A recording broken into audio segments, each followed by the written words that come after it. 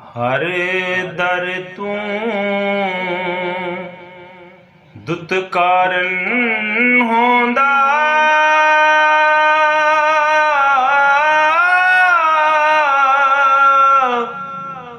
जो उस दर थी मुड़िया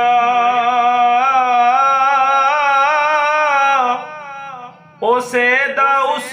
शान वधाया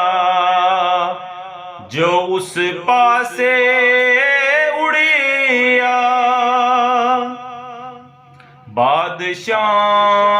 बादशाहां दे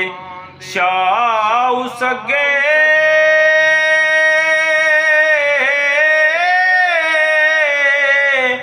मूंह मलदे विच खाकां ओ गनहार कहाया ओथे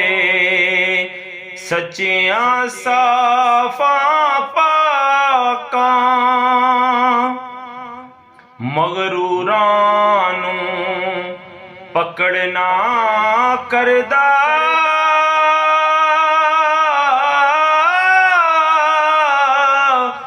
उसे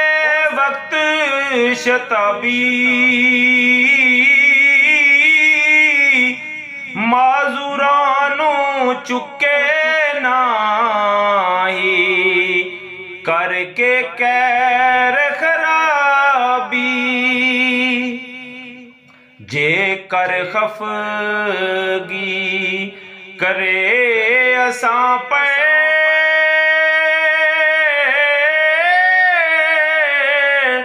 तक के कम्मा बुरियां बख्शिश करके मैरी आवे फिर ओदे दर उड़िया मां प्यो दी बे फरमानी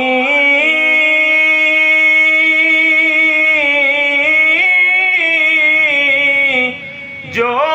बेटा नित करदा फर्जंदी दा